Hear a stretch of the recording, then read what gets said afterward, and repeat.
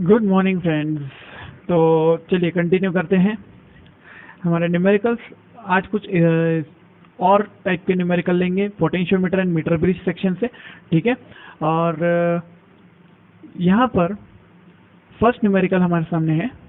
In the following circuit a 10 meter long potentiometer wire with a resistance 1.2 ohm per meter, a resistance R1 and an accumulator of 2 volt EMF are connected in series.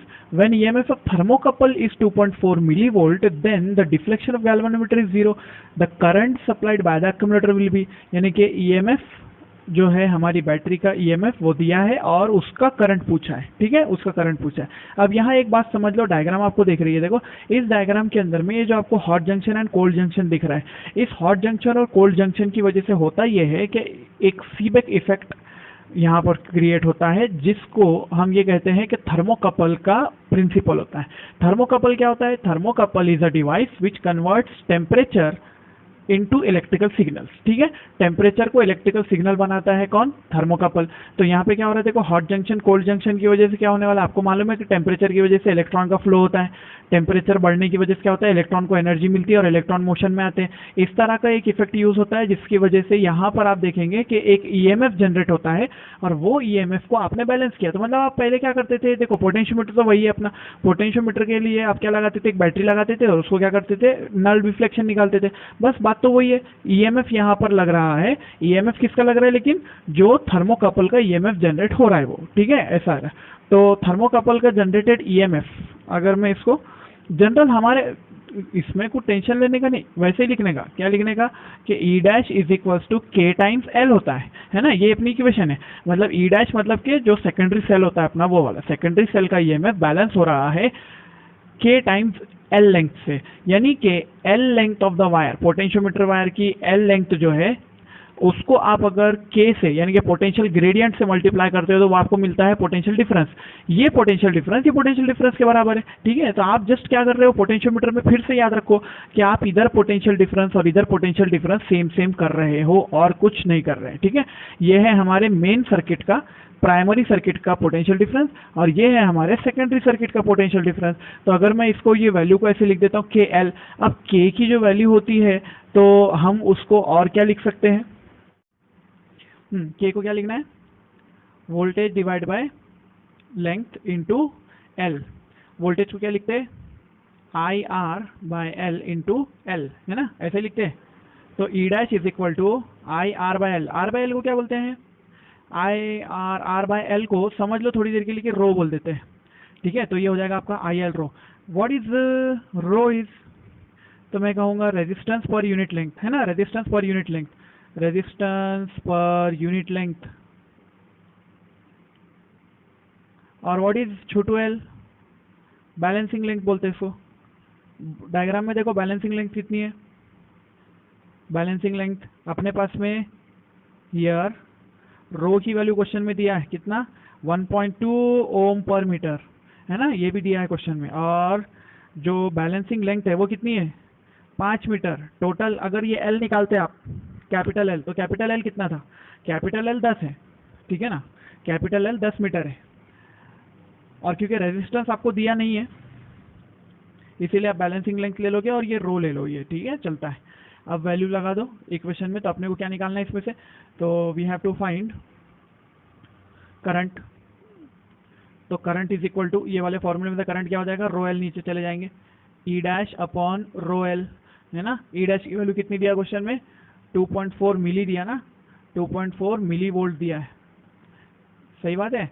रो की value कितनी दिया, 1.2 दिया और small L की value 5 metre दिया है, ठीक है। ये इससे 2 टाइम्स चले जाता है, 2/5, 2/5 की वैल्यू कितनी होती है, 0.4, यानी कि 4 into 10⁻⁴ ampere. This is the current through the wire, ठीक है, सही बात है। आपको यही पूछा था कि current supplied by the accumulator, यानी कि जो एक्यूमुलेटर, जो ईएमएफ बैटरी आपकी लगी हुई है वो कितना करंट सप्लाई करेगी, तो इतना करंट सप्लाई करेगी, ठीक है, समझ में आया। देखो गिवन है कि in a metre bridge experiment resistance are connected as shown in figure, the balancing length L1 is 55 cm. Now an unknown resistance X is connected in series with P, the new balancing length is found to be 75, है ना. So the value of x is, अब अपने को मालूम है कि ये question metre bridge का है, और मीटर ब्रिज के अंदर में क्या केस रहता है, क्या आपको ये पता है ना. मीटर ब्रिज के अंदर टोटल लेंथ कितनी होती है, टोटल लेंथ होती है 100. अपने को बोला है पहले समझ लो ये बॉक्स में कितना बिठा हुआ है, ये बॉक्स में P है, ओके, और ये वाले बॉक्स में कितना है, Q है. अब मुझे बताओ कि बैलेंसिंग लेंथ कितनी आई है, 55 centimetre.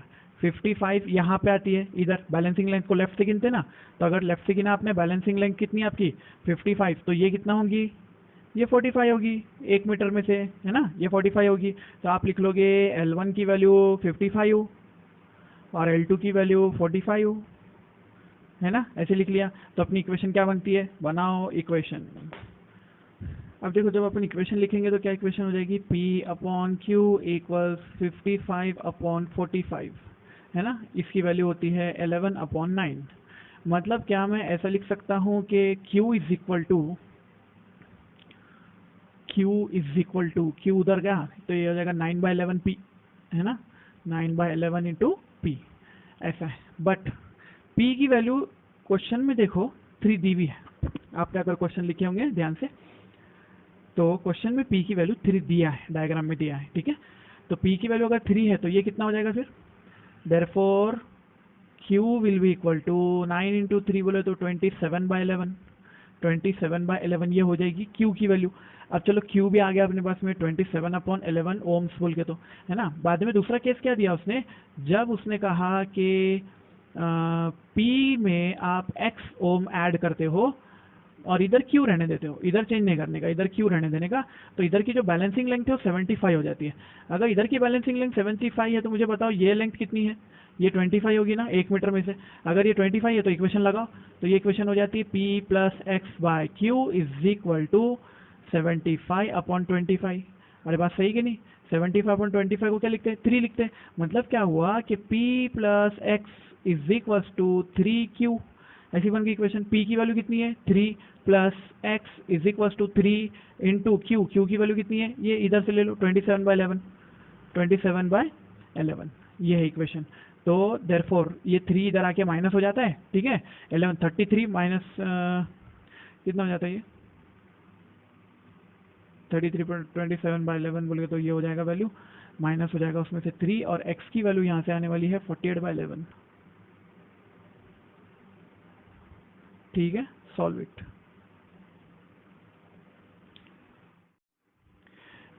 Okay, so here the next question given is a potentiometer wire of length L and resistance 10 ohm is connected in series with a battery of EMF 2.5 volt and resistance in primary circuit. Primary circuit में कोई तो भी एक resistance यानी कि rheostat लगाया होगा.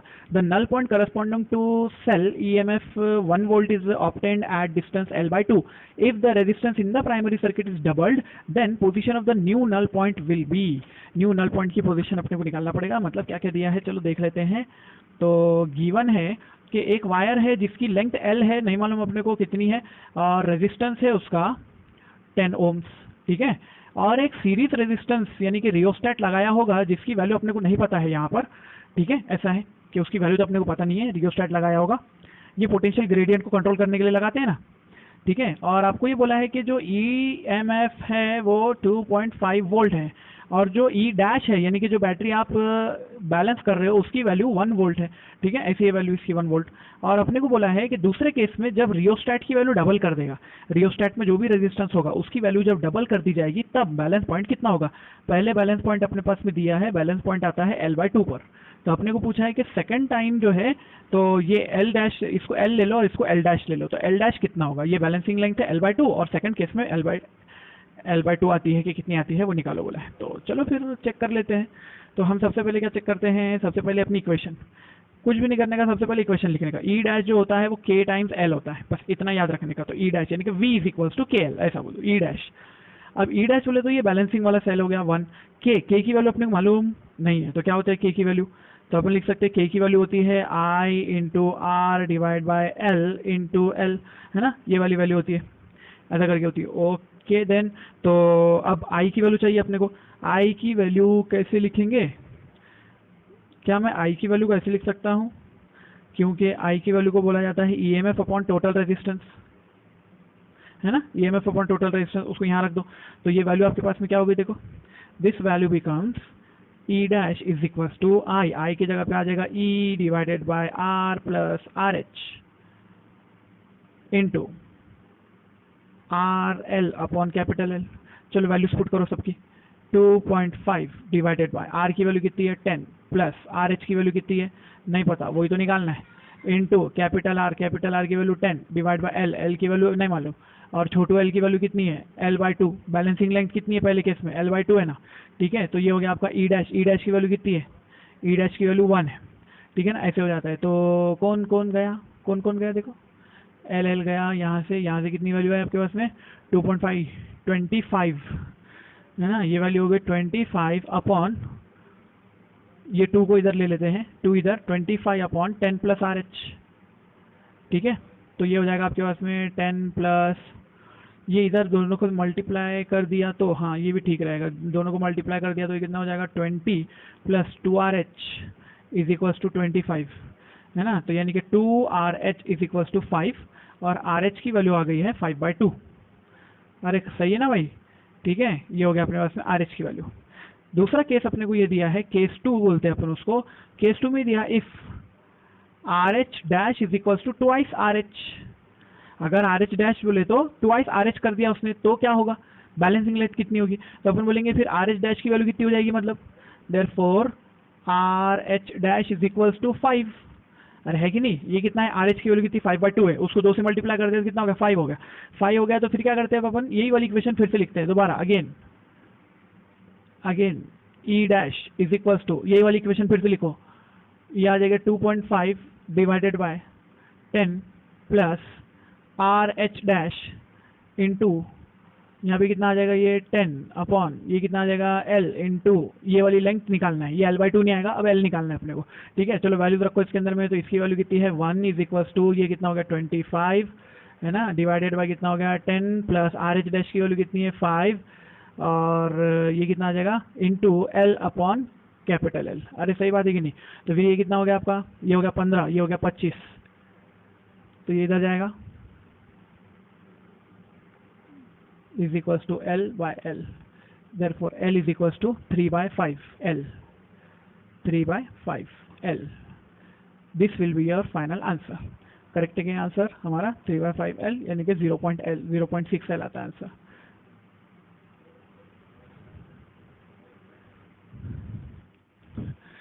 देखो एक क्वेश्चन क्या दिया है कि in the circuit shown in figure the value of resistance X when the potential difference between the points B and D is 0।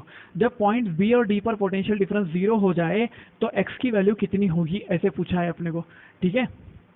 तो यहाँ पे सबसे पहले रेजिस्टेंसेस ड्रॉ कर लेते हैं, ये कितना है 15, ये कितना है 6, ठीक है ना। उसके बाद में इधर आओगे तो यहाँ पे वैल्यू अपने को दी हुई है 15, ये 6 और 6 पैरेलल में है फिर, ठीक है, यहाँ पे 15, उसके बाद 6 और 6 पैरेलल में, है ना। सर्किट काफ़ी अच्छा है। उसके बाद बोला है कि यहाँ पर एक रेजिस्टेंस है जो कि पैरेलल में है X के साथ, ये X है आपका, और उसके साथ में पैरेलल में है 8 ओम्स, ठीक, उसके साथ में है 3 ओम, ठीक है, ये 3 है, और लास्ट वाला ये जो ये ब्रांच है इसके अंदर में कौन है 4 का पैरेलल और 4 सीरीज में, 4 सीरीज में 4 का पैरेलल, ठीक है, इस तरह का। अब ये है आपका सर्किट, ठीक है, जैसा बनता है वैसा बना लो। अब आपको क्या बोला, ये पॉइंट है B और ये है D, है ना।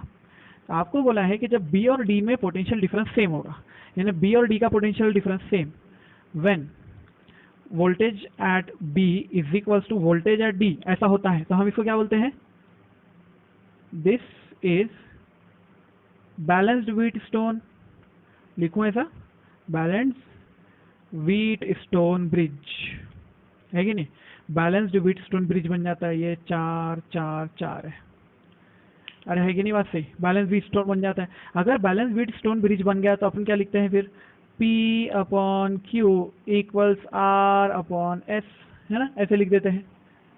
अरे लिखते कि नहीं लिखते, ऐसे लिख देते हैं, चलो ठीक है। What is P equal to, P equals to ये ए बी का रेजिस्टेंस, किसका, ए बी का, कितना है 15 और 6 21 ओम, ठीक है, ऐसा हो जाएगा, ये दोनों का एडिशन हो गया। अच्छा उसके बाद और is Q equal to, Q equals to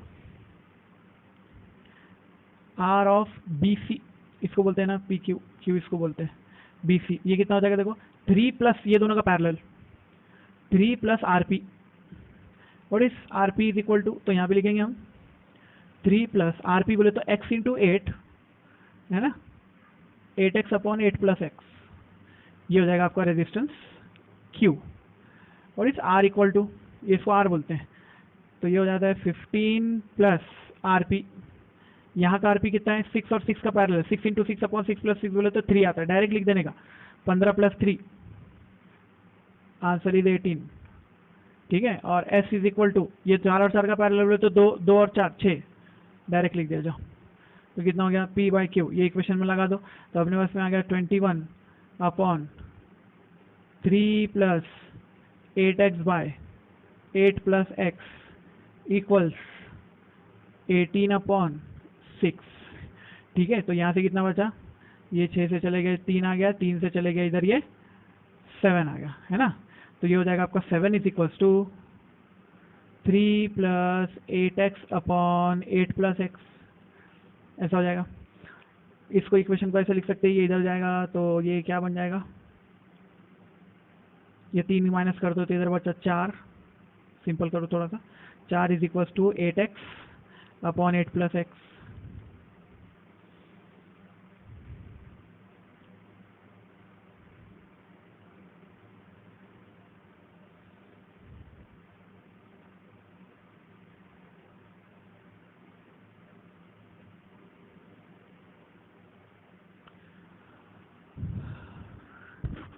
तो x इक्वल टू 8 ओम आता है, ठीक है, निकालो कैलकुलेट करके देख लो, इतना आता है वैल्यू।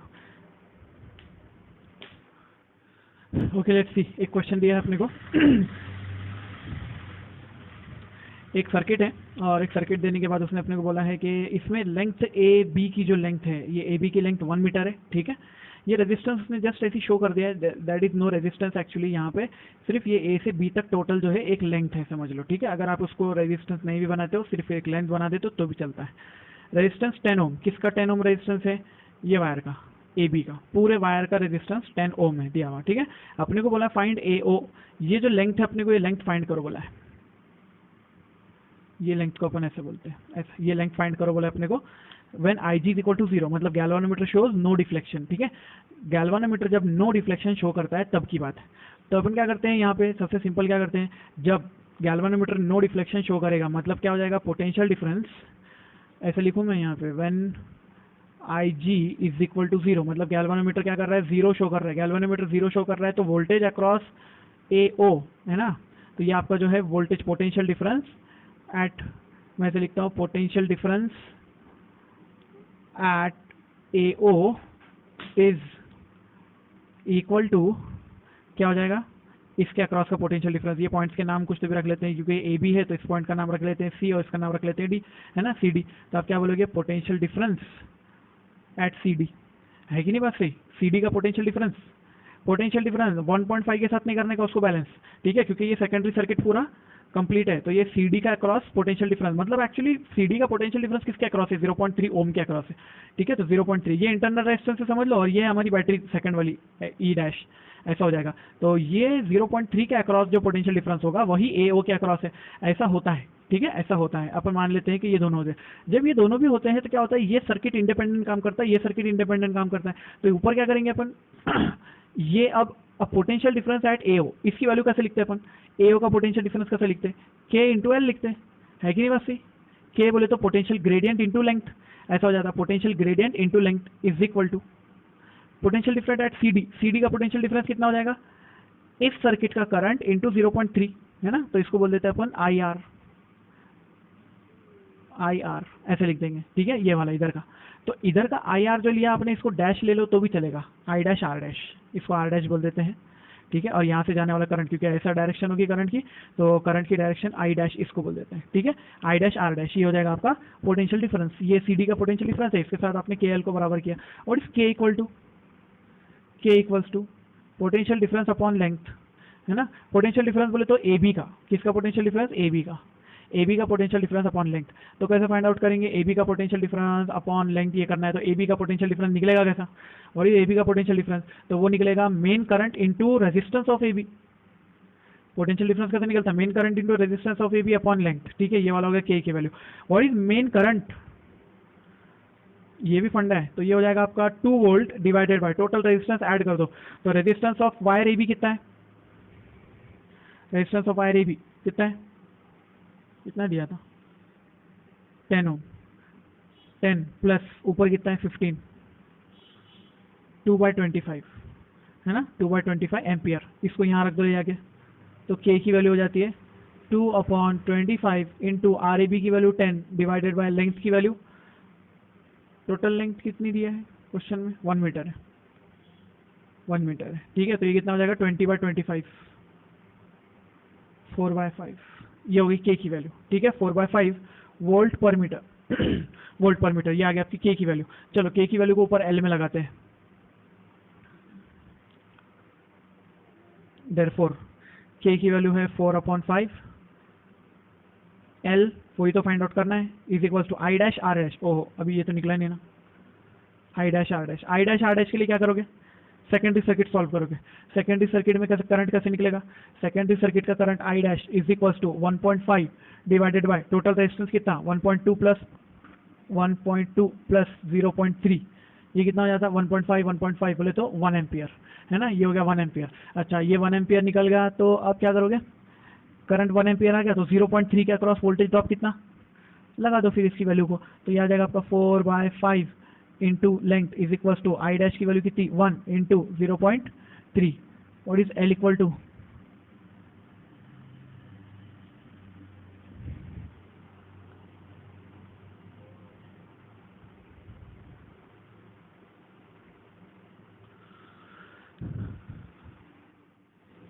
तो लेंथ कितनी आ रही 37.5 सेंटीमीटर में, ठीक है, ये मीटर में है और सेंटीमीटर में 37.5, ये है वैल्यू उसकी, ठीक है। क्या आपको समझ में आ रही बात, अंडरस्टैंड हुआ। नीचे का सर्किट सॉल्व किया हमने, ऊपर का सर्किट सॉल्व किया, और दोनों सर्किट सॉल्व करके हमने जस्ट क्या किया, वैल्यूज को पुट अप किया, ठीक है। तो अब मैंने कॉन्सेप्ट को फिर से आपको दोबारा पूरा समझा के दिया। शॉर्टकट मैं यूज़ कर सकता हूँ, मैं यहाँ पे भी शॉर्टकट डायरेक्ट लगा सकता था इसकी वैल्यू को दोबारा कंपेयर करने के लिए, बट मैंने फिर से सॉल्व पूरा करके बताया, ठीक है, समझ रहे बात आपको, ओके देन। नेक्स्ट देखो क्या दिया है, a battery of EMF 8 volt and internal resistance 2 ohm is connected to a resistor. If the current in the resistor is 0.4 ampere, what is the resistance of the resistor? Calculate the terminal voltage of the battery when the circuit is closed. ठीक है, कोई तो भी एक circuit होगा जिसके अंदर में उसने बोला है कि बैटरी का EMF है, समझ लो ऐसा ले लेते हैं कि एक बैटरी है, ठीक है, इसका इंटरनल रेजिस्टेंस है और ये एक्सटर्नल रेजिस्टेंस को कनेक्टेड है, बस ऐसे है, ठीक है, ऐसे सर्किट दिया है।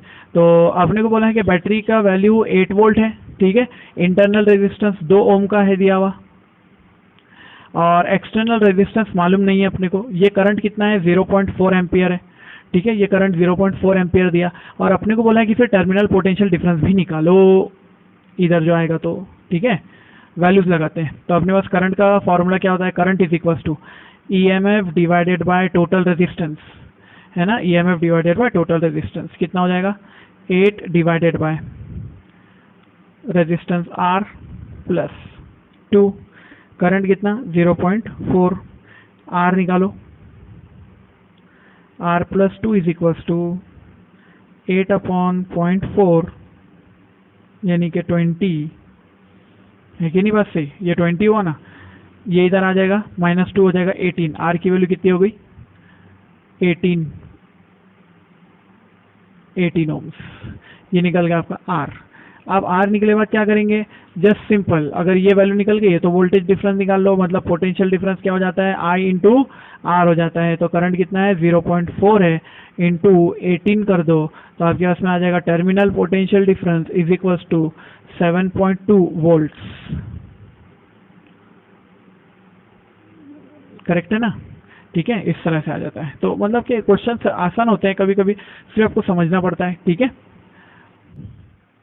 एक स्टेट बोर्ड का क्वेश्चन लेते हैं, देखो क्या दिया है, a voltmeter has resistance of 100 ohm, what will be its reading when it is connected across a cell of EMF 2 volt and internal resistance 20 ohm. एक वोल्टमीटर है, कैसे कनेक्शन किया था, ऐसे कनेक्शन है, देखो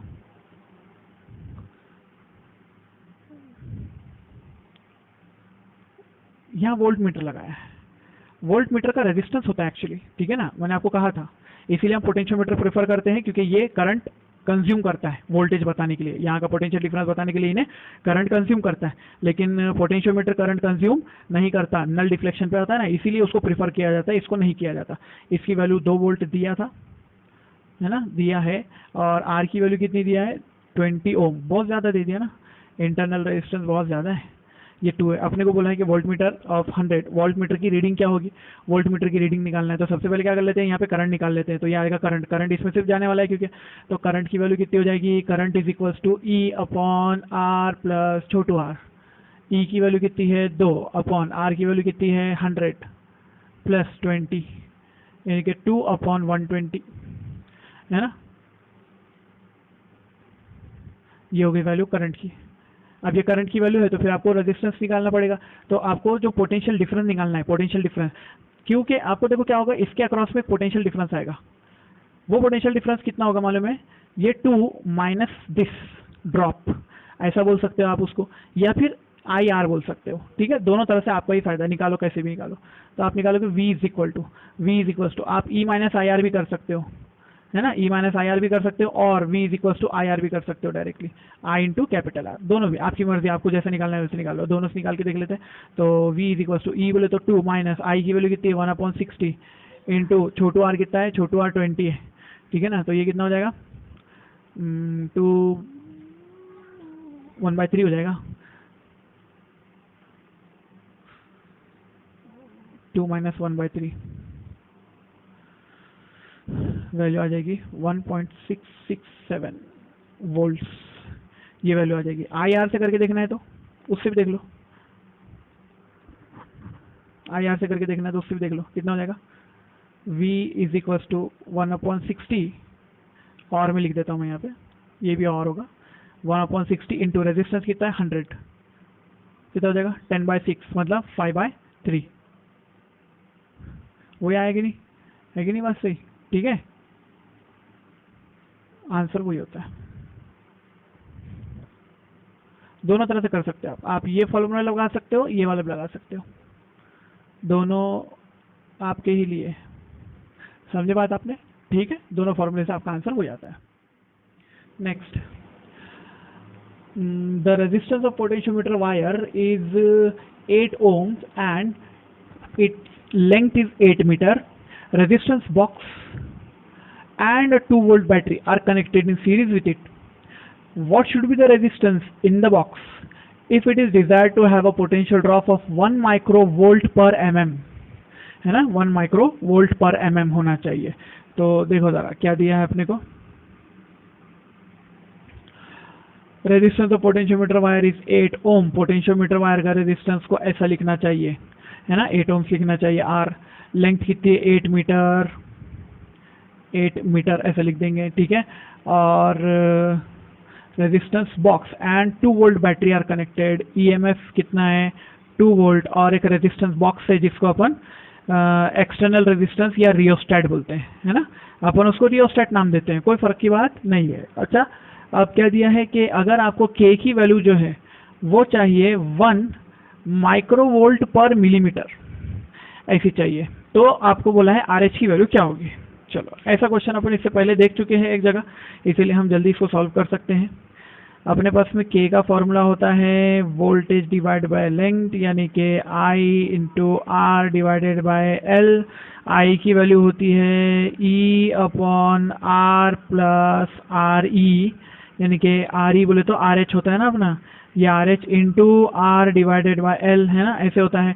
चलो फिर तो K की वैल्यू अपने को मालूम है, आर प्लस आर एच को इधर ले लेते हैं और वैल्यू सॉल्व करते हैं। तो ये हो जाएगा आपके पास में R plus R H is equals to E R upon K L, है ना। और इस K इक्वल टू, तो K की वैल्यू को मैं एक बार लिख लेता हूँ यहाँ पे, देखो K की वैल्यू को हम ऐसा यूनिट में लेते हैं, तो ये हो जाएगा 1 माइक्रो, माइक्रो का मतलब है 10⁻⁶, है ना, और डिवाइडेड बाय वोल्ट हो जाएगा ऊपर में, ये ऊपर वोल्ट हो गया, नीचे मीटर बनाना है तो मिलीमीटर को मीटर कैसे बनाते हैं 10⁻³ से बनाते हैं, ये ऊपर आ गया 10⁻³ कैंसिल, 10⁻³ बचा सिर्फ, है ना, तो ये हो जाएगा वोल्ट पर मीटर, ऐसी वैल्यू है। तो बस इतना कन्वर्जन आपको अगर आ गया तो आगे सॉल्व हो जाता है इक्वेशन। तो यहाँ पे हो जाएगा आर, आर की वैल्यू कितनी है 8, तो आप लिखोगे 8 plus R H is equal to E, 2 की वैल्यू है, आर की वैल्यू है 8 अपॉन के की वैल्यू है 10⁻³ और एल लेंथ की वैल्यू है 8, ठीक है, 8 गेट्स कैंसल, 2 इंटू 10⁻³ 2000, ठीक है। तो आर एच की वैल्यू क्या हो जाएगी, R H is equal to 2000 minus 8, that is equal to 1992 ohms, ये है आर एच की वैल्यू, बराबर है कि नहीं, अरे सही है ना, ऐसे आता है आंसर। नेक्स्ट अगला क्वेश्चन दिया है कि with a certain cell the balance point is obtained at 65 cm from the end of potentiometer wire with another cell whose EMF differs from that of the first by 0.1 volt, the balance point is obtained at 60 cm, find the EMF of each cell, ठीक है, EMF of each cell आपको find out करने के लिए बोला है। देखो condition क्या होगी, कंडीशन ये दी अपने को कि पहले क्या किया बेटा, certain cell balance point is 65 centimetre, मतलब आपने समझ लो E is equals to E1 ये आपने लगा रखा था, तो आपको बैलेंस पॉइंट मिला 65 सेंटीमीटर पे। देखो फिर क्या बोला है, E1 minus E2 is equals to 0.1, यानी कि E2 को ऐसा भी लिख सकते हैं ना अपन, E2 को लिख सकते हैं E1 प्लस 0.1। क्यों ऐसा बोल रहा हूँ मैं, क्योंकि देखो लेंथ क्या हुई, L2 is equals to 60 centimetre, मतलब E2 जो है वो छोटा है, ऐसा लिख सकते हैं ना अपन, E1 बड़ा है E2 छोटा है, E2 छोटा है इसीलिए तो उसकी बैलेंसिंग लेंथ 60 आई है, ठीक है ना, ऐसा है। अब अपने पास में एक इक्वेशन होती है, क्या इक्वेशन होती है अपने पास इक्वेशन होती है E1 upon E2 is equals to L1 upon L2, है ना। तो अगर मैंने ऐसा लिखना चाहा, E1 माइनस E2 मेरे को मालूम है, तो अगर मैं E1 माइनस E2 लिखना चाहा इसको, E1 minus E2 upon E2, तो क्या मैं इसको ऐसा लिख सकता हूँ L1 minus L2 upon L2, है ना, ऐसे हो जाएगा, ये वाली इक्वेशन हो जाती है। अगर इस इक्वेशन में आपने पुट कर दिया तो वैल्यूज क्या हो जाएगी, E1 माइनस E2 की वैल्यू कितनी है 0.1 डिवाइडेड बाय E2 नहीं मालूम, is equals to L1 minus L2 65 minus 60 upon 60, ठीक है, ये हो जाएगी वैल्यू। तो ये वैल्यू कितनी आ रही है अपने पास में, ये आ जाएगा 5/60 और E2 इधर जाएगा 60 ऊपर डिवाइड बाय 5, 16 इंटू 0.1 बोले तो 6/5, यानी कि E2 is equals to 6/5, that is equals to 1.2 volts E2 की वैल्यू है। अगर E2 की वैल्यू 1.2 वोल्ट है तो E1 निकाल लो फिर वहाँ से, E1 is equals to E2 plus 0.1, that is E1 की वैल्यू शायद होगी 1.3, शायद का को पक्का वही होगी, ठीक है, ऐसा है। E1 और E2 दोनों निकालने का था और एक की वैल्यू 1.3 एक की वैल्यू 1.2 है, ठीक है, ऐसे था। Next, a cell with internal resistance 2.5 ohm is balanced across 450 centimeter length of potentiometer wire. The cell is shunted by resistance 4 ohm. Calculate the balancing length of the wire. Balancing length of the wire बाद में निकालना है, मतलब क्या पूछ रहा है, अगर देखा जाए तो ये पूछ रहा है कि इंटरनल रेजिस्टेंस R इज 2.5, ये केस तो इंटरनल रेजिस्टेंस वाला ही है, ठीक है, उसमें से वैल्यू निकाला है उसने। Balanced across 4.5 centimetre length of potentiometer wire, है ना, 4.5 मीटर बोलो या 450 सेंटीमीटर बोलो। तो L1 की जो वैल्यू है एक सेल है अपना, उसको बैलेंस करे अपन ने 450 सेंटीमीटर पे, है ना, L1 की वैल्यू है। उसके बाद में क्या करे, उसको शंट करे रेजिस्टेंस लगा के, वो रेजिस्टेंस की वैल्यू 4 ओम है, ठीक है। इसके बाद जो शंटेड के बाद में जो वैल्यू आती है वो L2 होती है, क्या मालूम है ना आपको, L2 होती है, ये भी अपने को पता है। तो बस फिर अपने को जाना है, कहाँ जाना है, R is equals to L1 minus L2 upon L2 into capital R। ऐसी होती है ना क्वेश्चन, ऐसी इक्वेशन होती है अपने पास। तो इसमें से आप इसको लिख सकते हो R is equals to L1 upon L2 minus 1, है ना, इंटू R लिख सकते हो। तो इसमें से अपने निकालना क्या है, L2 निकालना है। तो ये क्या हो जाएगा, R by R plus 1 is equals to L1 upon L2। चलो फिर निकालते हैं L1 अपॉन L2। तो L2 is equal to L1 divided by, रखो वैल्यूज, L1 की वैल्यू कितनी है 450 सेंटीमीटर, R की वैल्यू कितनी है 2.5 डिवाइडेड बाय कैपिटल R की वैल्यू कितनी है 4 plus 1, L2 will be equal to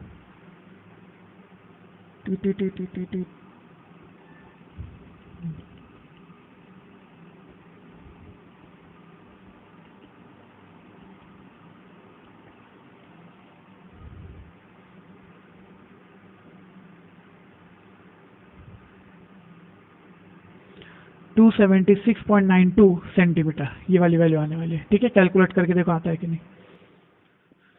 चलो एक ये लास्ट ले लेते हैं, इसके अंदर में थोड़ा कॉन्सेप्ट और आपको क्लियर हो जाएगा। A potentiometer wire of length 4 metre and resistance 8 ohm is connected in series with a battery of EMF 2 volt, negligible internal resistance, ठीक है।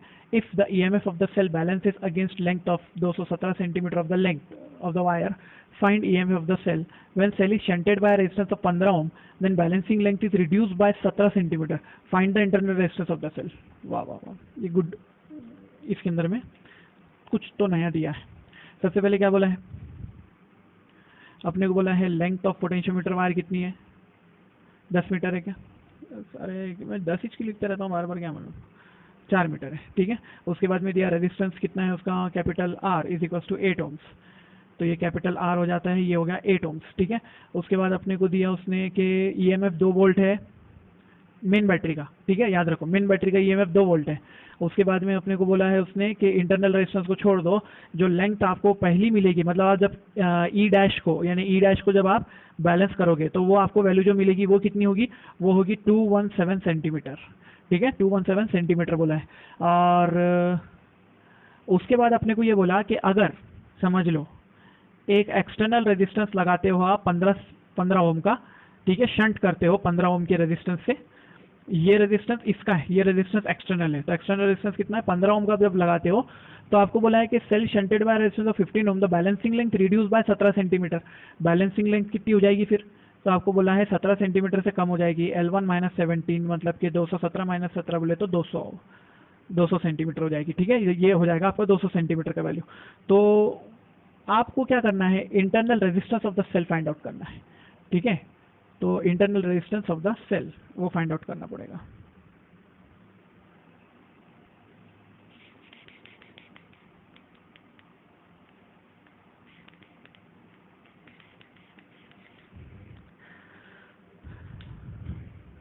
देखो सबसे पहले क्या फॉर्मूला लगाते हैं अपन, E dash is equals to K times L होता है ना, E dash is equals to K times L. What is K equal to, K equal to main EMF upon resistance of potentiometer wire और rheostat, है क्या rheostat, नहीं है, into ये हो गया current into resistance divide by total length into small L, है ना। ये बार बार लिखते रहते हैं अपन, ये बार बार लिखते रहते हैं, तो पूछना नहीं कहाँ से लिखे बोल के। तो चलो वैल्यूज रखते हैं। आर एच है क्या अपने पास में, नहीं है, तो फिर क्या को लेने का, फिर कुछ जरूरत नहीं उसको लेने की। और छोटू इंटरनल रेजिस्टेंस भी अपने पास नहीं है, तो ई डैश की वैल्यू क्या हो जाएगी, ई डैश की वैल्यू हो जाएगी ई एम एफ कितना है 2 वोल्ट डिवाइडेड बाय रेजिस्टेंस कितना आर, आर की वैल्यू कितनी है 8 ओम्स, है ना, 8 ओम्स प्लस इंटरनल भी 0 या रियोस्टैट रहा वो भी 0 into R by L. R by L बोले तो 8 अपॉन एल की वैल्यू है 4 इंटू छोटू एल, छोटू एल की वैल्यू कितनी है, छोटू एल L1 है वो 217, तो इसको लिखते हैं 2.17, मीटर में लिखना पड़ेगा, ठीक है, मीटर में लिखना पड़ेगा 2.17, ये 8 से, क्योंकि ये 0 कुछ काम के नहीं है ना, तो ये कैंसिल हो जाता है 8 8, ये इससे चले गया 2 आ गया, 2.17 डिवाइड बाई 2 बोले तो 1.085, ये है आपकी ई डैश की वैल्यू वोल्टेज में। ये निकालने का तो नहीं था प्रॉपरली, लेकिन क्योंकि आपको इंटरनल रेजिस्टेंस निकालना है ना, तो उसके लिए आपको ये लगने वाला है। कैसे? देखो, इंटरनल रेजिस्टेंस का फॉर्मूला होता है internal resistance E dash upon V minus 1 into capital R. देखे कहीं फॉर्मूला आपने? हैं जी, ऐसा होता है। या फिर इसको ऐसे लिखते हो, ऐसा लिखना चाहो तो लिख दो, या फिर ऐसे लिखो, क्या होता है L1 upon L2 minus 1 into are, लगा दो कोई भी एक। L1 की वैल्यू कितनी है 217 डिवाइडेड बाय 200 माइनस 1।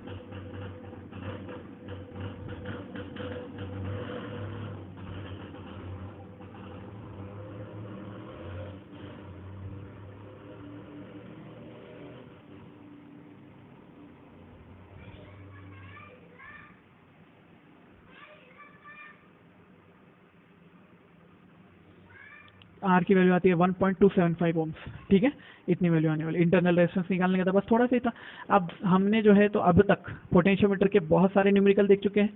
ठीक है, और उसके अंदर में ऐसे थे शिफ्टिंग वाले केस भी थे, रेजिस्टेंस शिफ्टिंग वाले केस भी थे। नीट के अंदर ज़्यादातर वही कॉम्बिनेशन आते हैं कि अगर रेजिस्टेंस बढ़ा दिया, आपको मैंने क्या सिखाया था कि अगर राइट वाले मीटर ब्रिज के अंदर भी अपन ने शिफ्टिंग वाले केस देखे थे। मीटर ब्रिज में शिफ्टिंग वाले केस कैसे थे कि अगर राइट वाले का रेजिस्टेंस कम होता है तो राइट की तरफ शिफ्ट, लेफ्ट का कम होता है तो लेफ्ट की तरफ शिफ्ट, या फिर राइट का रेजिस्टेंस बढ़ाते हो तो लेफ्ट को शिफ्ट होगा, लेफ्ट का रेजिस्टेंस बढ़ाते हो तो राइट को शिफ्ट होगा। बस ये ऐसे ऑपोजिट याद रखने का। पोटेंशियोमीटर के अंदर भी यही बोलता है कभी कभी, पोटेंशियोमीटर के अंदर में लेंथ L1 और L2, बस आपको ये दो ध्यान में रखना है कि जब इंटरनल रेजिस्टेंस के केस रहेंगे तो L1 L2 किसको बोलते हैं, जब कंपैरिजन ऑफ ईएमएफ का केस आएगा तो L1 L2 किसको बोलते हैं। इतना निकालना आपको आ गया ना, तो बहुत सारे न्यूमेरिकल, आज 10 हुए, कल 15 हुए थे कुछ, तो मिला के बहुत सारे न्यूमेरिकल सॉल्व एग्जाम्पल हमारे हो चुके हैं। इन सबको प्रैक्टिस करो, और बस इसी टाइप के न्यूमेरिकल आपको देखने को मिलते हैं पेपर के अंदर में। ठीक है, बहुत सारे न्यूमेरिकल आप अलग अलग बुक्स में से प्रैक्टिस करो, और आपको क्या नहीं आता है फिर आप वो मुझसे पूछ सकते हो।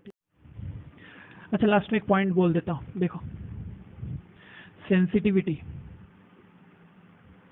इसका कॉन्सेप्ट आप बुक्स में से पढ़ सकते हो, सेंसिटिविटी ऑफ पोटेंशियोमीटर। ठीक है, पोटेंशियोमीटर की सेंसिटिविटी, तो अपन इसको बोलते हैं कि K is equal to V by L होता है। ठीक है, तो सेंसिटिविटी ऑफ पोटेंशियोमीटर, पोटेंशियोमीटर कब सबसे ज्यादा सेंसिटिव होगा। ठीक है, कब सबसे ज्यादा सेंसिटिव होगा, जब उसके K की वैल्यू जो है, K की जो वैल्यू आएगी ये कम से कम आएगी। ठीक है ना, ये कम से कम आएगी, तो हम बोलेंगे कि ये सेंसिटिविटी कब ज्यादा होगी, sensitivity more when K is less, K की वैल्यू कम। क्यों? देखो बोला जरा, कैसे ये बोल रहा हूं मैं, समझ लो ये है 10 वोल्ट और ये है 10 मीटर, है ना, तो इसमें K की वैल्यू कितनी आ गई, इसके अक्रॉस में 10 वोल्ट है समझ लो, और 10 मीटर वैल्यू आ गई, तो ये आ गया 1 वोल्ट पर मीटर। यानी 1 मीटर आप चलोगे, 1 मीटर चलोगे यहां से, तो 1 वोल्ट आप गिन पाओगे। ठीक है, ऐसा है। अगर लेकिन मैंने उसको ऐसे ही दे दिया आपको कि ये 10 वोल्ट है और ये 1 मीटर है ना, ये 1 मीटर है, अब कितनी होगी K की value, K is equal to 10, है ना, 10 volt per metre. 10 volt per metre का वैल्यू कितना हुआ, यानी आप 1 मीटर चलोगे तो 10 वोल्ट गिन सकते हो, मतलब आप 10 सेंटीमीटर चलोगे तो 1 वोल्ट गिन सकते हो ना, 1 वोल्ट पर 10 सेंटीमीटर, रहेगी नहीं, 1 वोल्ट पर 10 सेंटीमीटर, या फिर आप ऐसा बोल सकते हो 0.1 वोल्ट पर सेंटीमीटर, 0.1 वोल्ट पर सेंटीमीटर। आप यहाँ से 0.1 वोल्ट चलोगे, 0.1 वोल्ट, तो 1 सेंटीमीटर चला 0.1 वोल्ट, 2 सेंटीमीटर चला 0.1, 1 सेंटीमीटर यहाँ चलते हो तो कितना गिन पा रहे हो, 0.1 वोल्ट ना, 1 centimetre is equal to 0.1 volt, है ना। यहाँ पे देखो बोला, यहाँ पे 1 मीटर में 1 वोल्ट है, मीटर कितना है 100 सेंटीमीटर का होता है, मतलब 100 सेंटीमीटर चलोगे तो 1 वोल्ट गिनते आएगा, है ना, 100 सेंटीमीटर चलोगे तो 1 वोल्ट गिनते आएगा, बराबर है कि नहीं। 1 सेंटीमीटर के लिए कितना गिनोगे, यहाँ पे ये केस में 1 centimetre is equal to 100 centimetre पे 1 वोल्ट हो रहा, अगर इसको सेंटीमीटर बनाया तो 10⁻²² आता है नीचे, ऊपर जाके हो जाएगा -2, 10⁻², 10⁻² वोल्ट।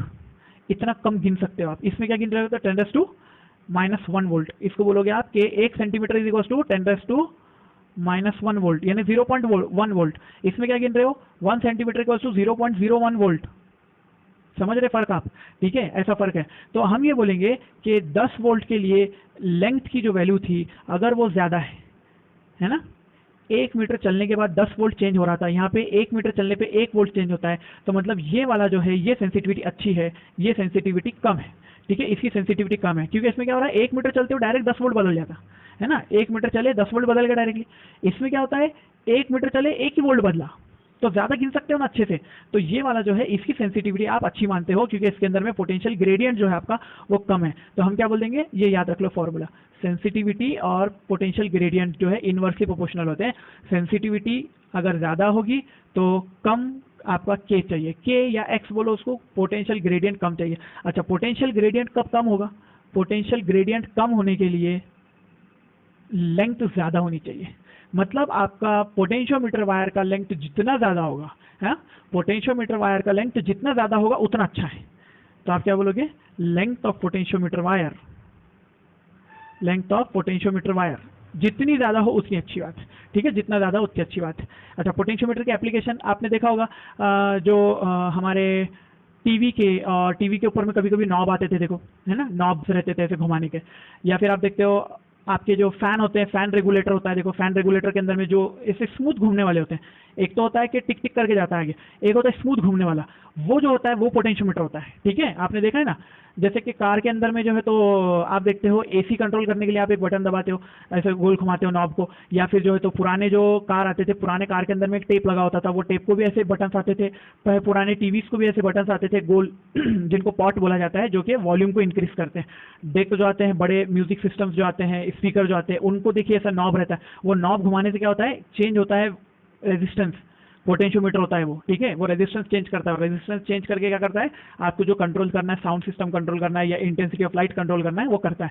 तो हमारे पोटेंशियोमीटर की लाइव एप्लीकेशंस ये है जो हम दिन रात देखते रहते हैं। ठीक है, क्या यहाँ तक बात आपको क्लियर है? तो पोटेंशियोमीटर का कॉन्सेप्ट कंप्लीट हुआ हमारा। इसके बाद जो है हम जो है कंटिन्यू करने वाले हैं heating effect of electric current, और वही हमारा फाइनल पॉइंट होगा।